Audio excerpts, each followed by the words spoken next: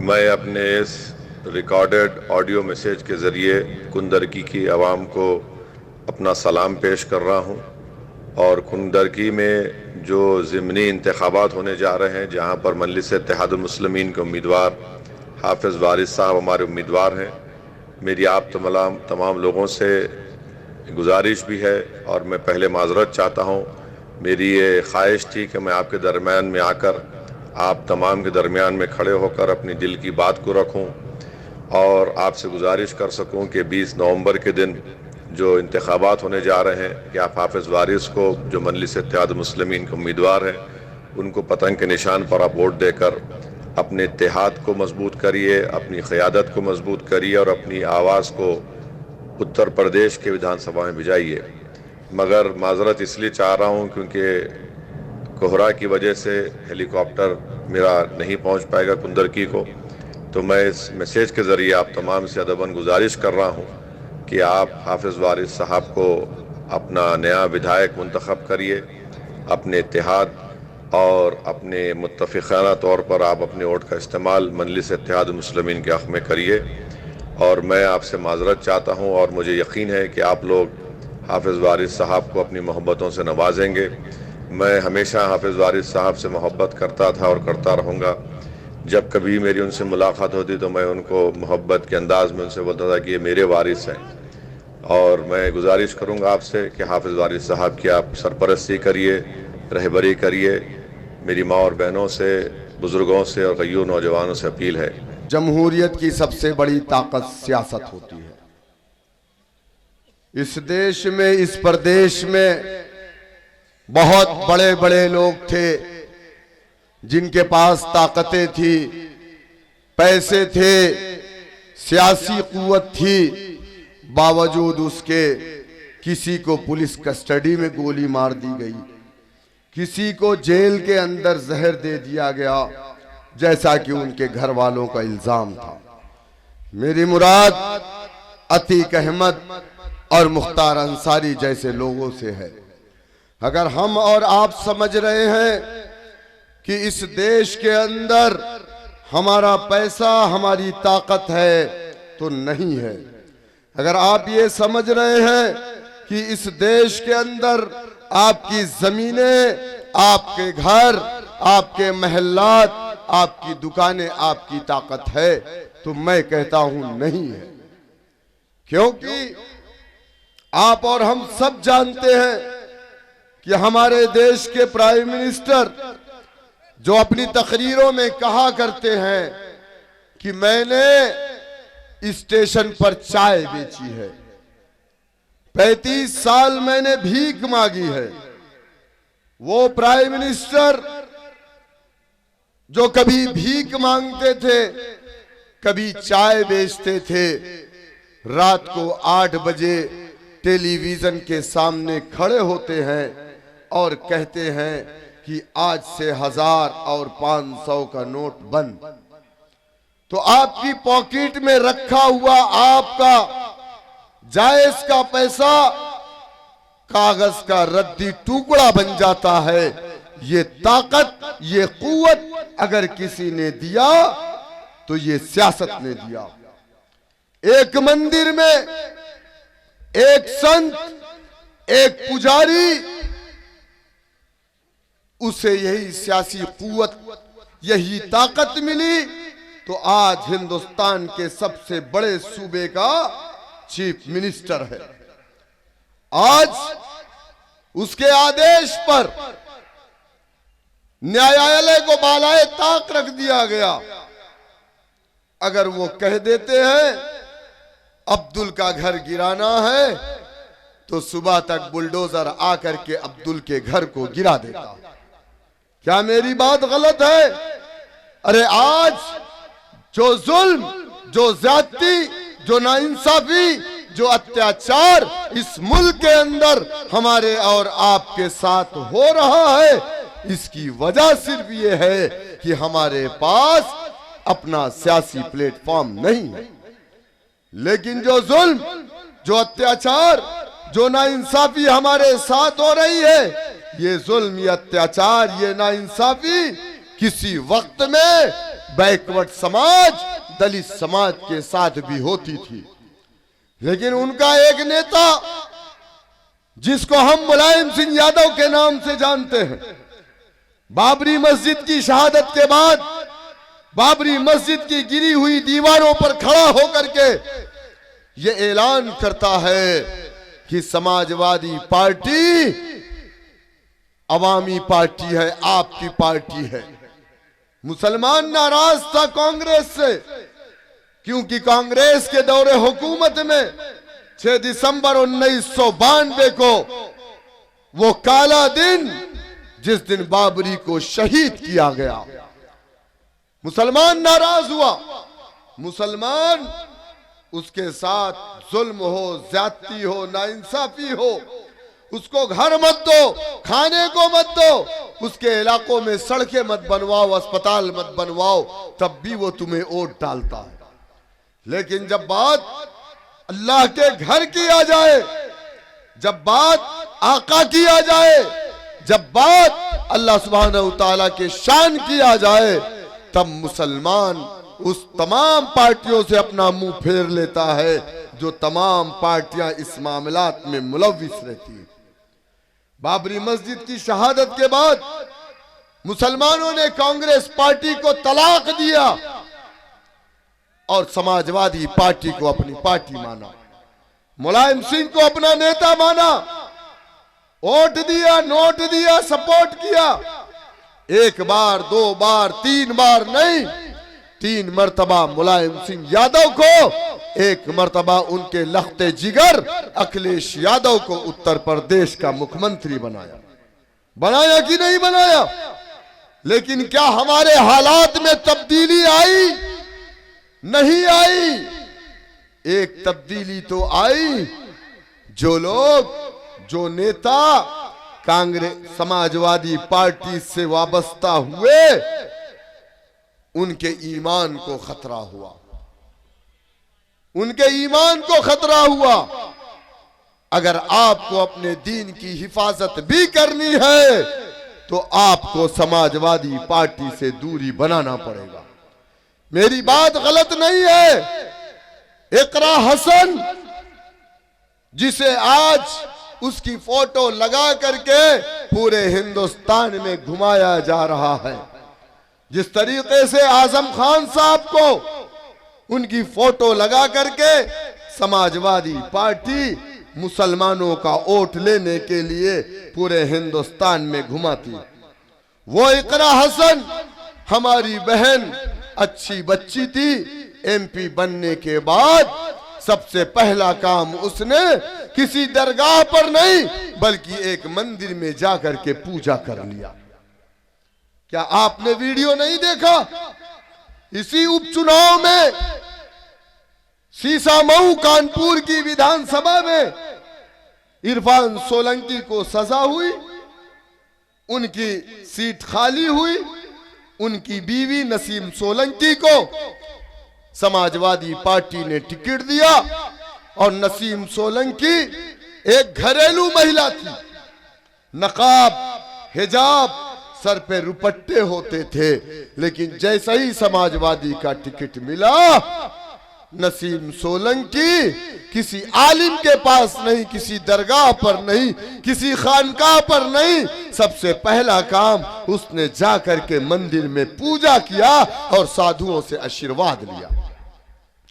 मुझे एतराज इस बात पर नहीं है कि मंदिर में जाना या यहां जाना वहां जाना, लेकिन मुझे एतराज इस बात पर है कि कोई मुसलमान अगर मंदिर में जाता है तो वो अपने मजहब को, अपने धर्म को, अपने समाज को, अपने अल्लाह को, अपने नबी को धोखा दे रहा है, तो वो दूसरे समाज का नहीं हो सकता।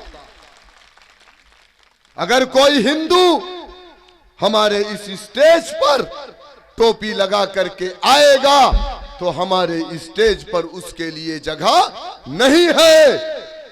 वो अपने माथे पे तिलक लगाए और अपनी पहचान को बता करके आए, हम उसको गले से भी लगाएंगे और उसका वेलकम भी करेंगे, क्योंकि तुम अगर अपने धर्म को धोखा दे सकते हो, अपने समाज को धोखा दे सकते हो, तो हमारे पास टोपी लगा करके आने का मकसद यह है कि तुमने हमारे समाज को धोखा देने के लिए ये टोपी लगाई। मेरे दोस्तों, मेरे बुजुर्गों, कुंदरकी में भी तो यही चल रहा है ना। अरे इनके मुखिया हमारे प्रदेश के मुख्यमंत्री साहब महाराष्ट्र में गए, जाकर के कहा, बहनों भाइयों, जो 5 वक्त उत्तर प्रदेश में हो हल्ला होता था वो मैंने शांत करा दिया। अब 5 साल का वक्त और लगेगा, मैं इसको हमेशा के लिए शांत करवा दूंगा। समझो इस बात को। और उनका उम्मीदवार, जिसका नाम रामवीर सिंह ठाकुर है, वो कुंदरकी में अपने सर पे टोपी लगा रहा है, कंधे पे रुमाल रख रहा है, हृदय परिवर्तन हो रहा है, और इंशाअल्लाह बहुत जल्दी ये कलमा भी पढ़ लेंगे। ये धर्म परिवर्तन भी करेंगे स्वेच्छा से, जबरदस्ती नहीं, वरना हम पर मुकदमा लाद के जेल में डाल देंगे। बोलेंगे ये जबरदस्ती धर्म परिवर्तन करा रहा था। हम जबरदस्ती नहीं, दीन इस्लाम में ला इकराह फिद्दीन, कोई जोर जबरदस्ती नहीं है, स्वेच्छा से। लेकिन मुझे मालूम है ये इस्लाम कबूल करने के लिए नहीं, बल्कि इस्लाम वालों को दीन से दूरी बनाने के लिए अपने सरों पर टोपी लगा करके, अपने कंधे पर रुमाल रख करके मुसलमानों को धोखा देने के लिए आया। मेरे दोस्तों, आपने सुना होगा इसका एक वीडियो, सुना कि नहीं सुना? जुमे की नमाज का वक्त था और इसकी एक जनसभा चल रही थी। इसने कहा कि मुसलमानों को 1 लाख रुपया दे दो, तब भी ये जुमे की नमाज नहीं छोड़ता। लेकिन 1000 मुसलमान यहां बैठा है। वो योगी और मोदी जी और मेरी मोहब्बत में, बीजेपी की मोहब्बत में जुमे की नमाज पढ़ने के लिए नहीं जा रहा है, इसकी ये मोहब्बत है। सुनो रामवीर सिंह, जहां तक मामला नमाज का है तो तुम्हें बता दूं कि नमाज अगर हम पानी में डूब रहे हैं और अगर हम होश में हैं और नमाज का वक्त है, असर का वक्त जा रहा है, तब भी नमाज माफ नहीं है। वो जो मुसलमान थे तुम्हारी जनसभाओं में, वो कौन मुसलमान थे? सुनो मुसलमानों, मैं आपसे कह रहा हूं, करबला है, जंग का मैदान है, एक तरफ यजीद का लश्कर है, दूसरी तरफ इमाम हुसैन है, जंग चल रही है। इमाम हुसैन ने कहा, ऐ यजीदियों, नमाज का वक्त हो गया, तुम भी पढ़ लो, मैं भी पढ़ लूं। इमाम हुसैन ने करबला की उस जमीन पे तयम्मुम किया और नियत बादी अल्लाहु अकबर, सजदे में गए। यजीदियों ने आपको शहीद कर दिया। तो सुनो रामवीर सिंह, जो लोग नमाज में नहीं गए वो हुसैन वाले नहीं थे, वो यजीद वाले थे।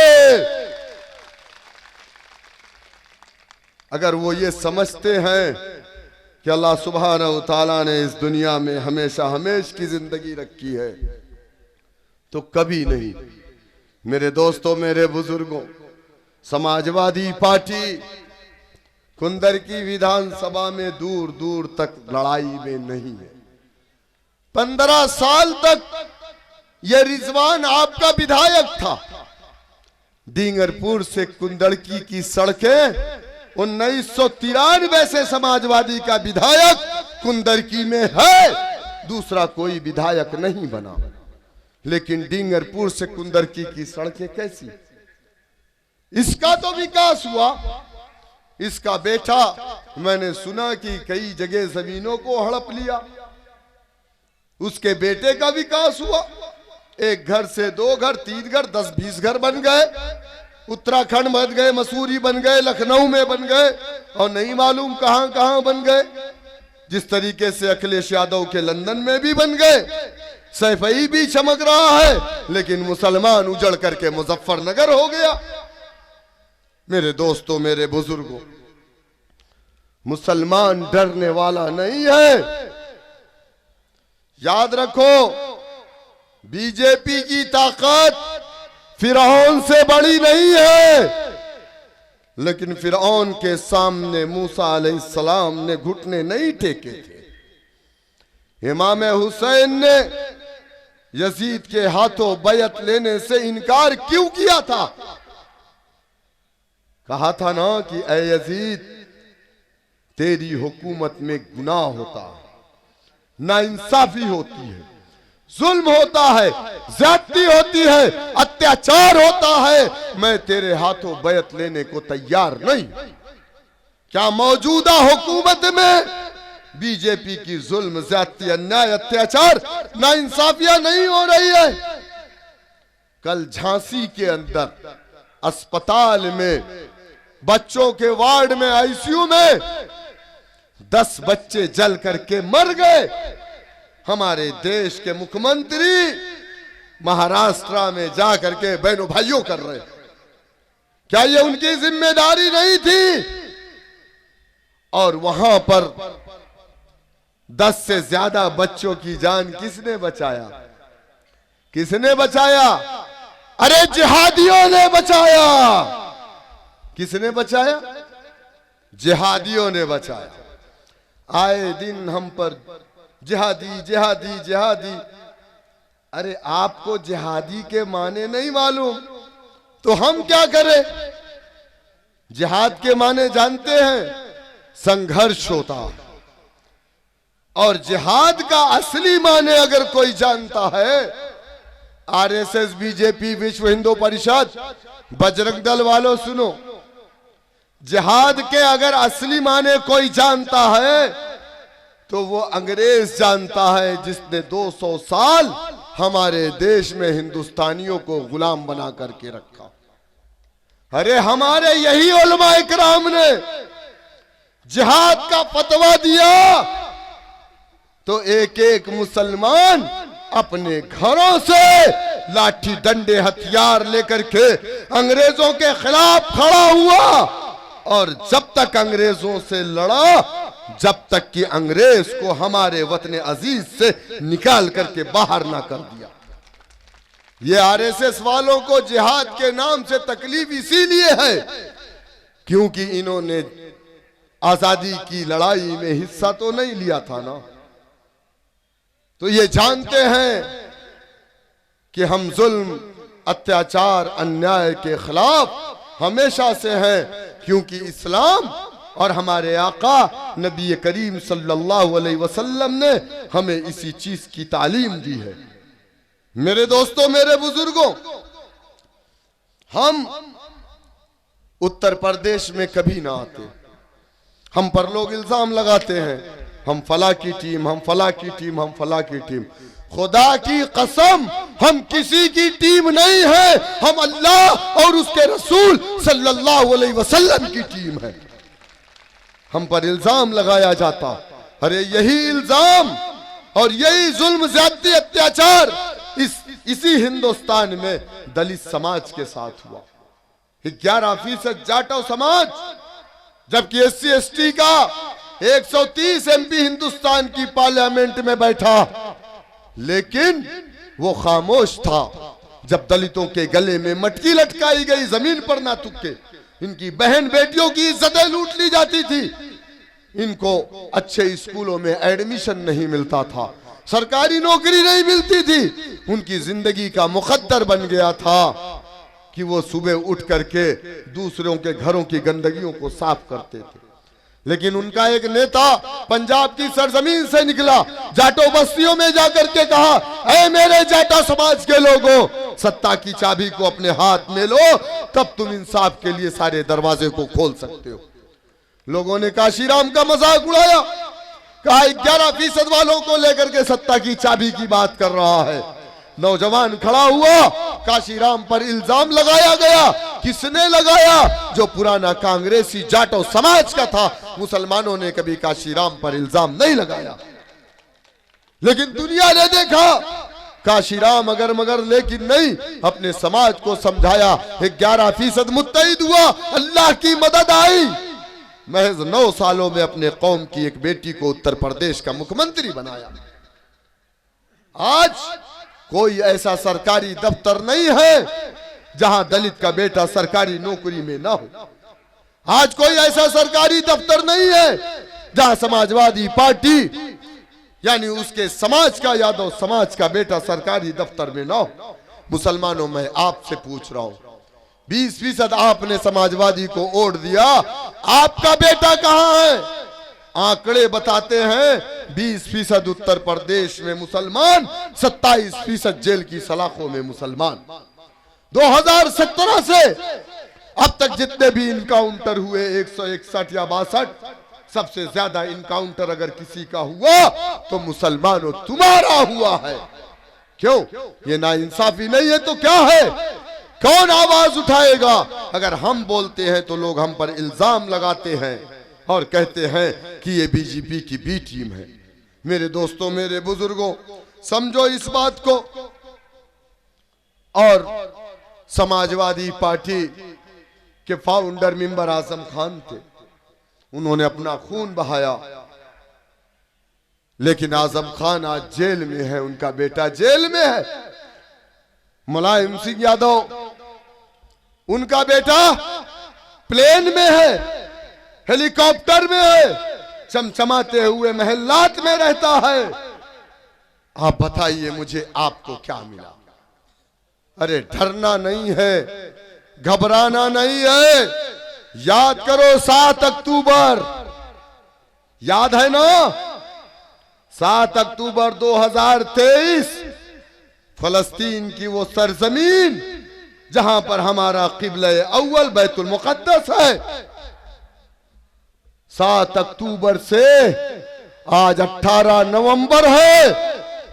वहां के लोगों को सोने को बिस्तर नहीं है, वहां के लोगों के पास खाने को खाना नहीं है, वहां के लोगों के पास रहने के लिए एयर कंडीशन कमरे नहीं है। इजराइल ने 50,000 से ज्यादा वहां पर बच्चों को, औरतों को, हामिला औरतों को मार दिया। 70,000 से ज्यादा लोग मलबे में दबे हैं। 20 लाख लोग अपने घरों से बेघर हो गए। लेकिन उनके हौसलों में कमी नहीं आई है। उन्होंने इस्राइल और अमेरिका जैसी सुपर पावर के सामने अपने घुटने को नहीं टेका और उन्होंने कहा, हस्बुनल्लाहु व निअमल वकील, अल्लाह हमारे लिए काफी है। आप डर करके बीजेपी को वोट कर देंगे? मेरे दोस्तों, मेरे बुजुर्गों, आपको डरना नहीं है, घबराना नहीं है। आज नहीं तो कल इंशाअल्लाह ताला यह हुकूमत 5 साल की होती है। उसके बाद हुकूमत इंशाअल्लाह ताला बदलेगी। अगर आप मुत्तहिद होंगे तो वह दिन दूर नहीं है कि जिस तरीके से राजभर ने अपना डंडा झंडा बनाया, 4% वालों ने हुकूमत में हिस्सेदारी ली। निषाद समाज ने अपना डंडा झंडा बनाया, 11% वालों ने सरकार में हिस्सेदारी ली। अगर आप मुत्तहिद होंगे तो इंशाअल्लाह ताला वो दिन दूर नहीं कि 2027 में हमारे बगैर किसी की हुकूमत नहीं बनेगी।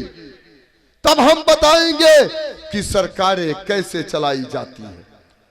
हम नमाज पढ़ लेंगे, 2 मिनट की नमाज पढ़ लिया, नमाज पढ़ लिया, नमाज। अरे ये सड़कें किसी के बाप की नहीं है। 2 महीना कांवड़ यात्रा सावन के महीने में नेशनल हाईवे को बंद करा करके पुलिस डिपार्टमेंट के लोग कांवड़ियों के पैर धुलते हैं और कांवड़िए बेचारे माशाअल्लाह लेकर के मस्त रहते हैं, चिलम भी मारते हैं, शराब भी पिए रहते हैं, हुड़दंग भी मचाते हैं, गाड़ियां भी तोड़ देते हैं। लेकिन हमारा पुलिस डिपार्टमेंट जाकर के उनके पैरों में मरहम लगाता है, हेलीकॉप्टर से उनके ऊपर फूल बरसाता। और हम नमाज पढ़ लिए, 2 मिनट की नमाज पढ़ लिया, नमाज पढ़ लिया, नमाज पढ़ लिया। अरे मेरे भाई, ये सड़कें जो बनी है ये योगी आदित्यनाथ जी या नरेंद्र मोदी जी या अमित शाह के पर्सनल खजाने से नहीं बनी है। ये हिंदुस्तान जितना अमित शाह नरेंद्र मोदी का है, ये हिंदुस्तान उतना ही बैरिस्टर ओवैसी, शौकत अली और हाफिज वारिस का भी है। मेरे दोस्तों, मेरे बुजुर्गों, लेकिन आज हमें 2 नंबर का शहरी बना करके रख दिया गया। क्यों? दलितों ने अपनी पार्टी बनाई, 11% सरकारी नौकरी में हिस्सेदारी पाया। यादव ने अपनी पार्टी बनाई, 7%, 50% हिस्सेदारी पाया। मुसलमानों ने अपनी पार्टी नहीं बनाई, 20%, 27% जेल में हिस्सेदारी पाया। मेरे दोस्तों, मेरे बुजुर्गों, मैं बैरिस्टर असदुद्दीन ओवैसी साहब, मैं सबसे पहले तो ठाकुर रामवीर सिंह का वो बयान आपको सुनवा दूं जो मैंने अभी बोला है। सुनिए क्या कहा उन्होंने। सुनने के लिए आई है, इसको देखकर आप क्या कहेंगे? मुस्लिम योगी जी से प्रेम करता है जी, उनका सम्मान करता है और इस बात के लिए करता है कि हमने मुस्लिमों को समझाया कि जितने भी मुस्लिम इस देश में हैं उन सबके पूर्वज हिंदू थे। कालांतर में इबादत। अच्छा बताइए, बाबा आदम अलैहिस्सलाम इस दुनिया में पहले आए थे कि नहीं? आए थे ना? बाबा आदम अलैहिस्सलाम आए थे ना? आए थे ना? कौन थे वो? मुसलमान थे ना? हमारे पैगंबर थे ना? तो इनके पूर्वज मुसलमान हुए कि नहीं हुए? इनके डीएनए में मुसलमानों का डीएनए है। आगे सुनिए। और पहनावा बदल गया लेकिन डीएनए वही रहा। तो डीएनए तो वही है, भारतीय है।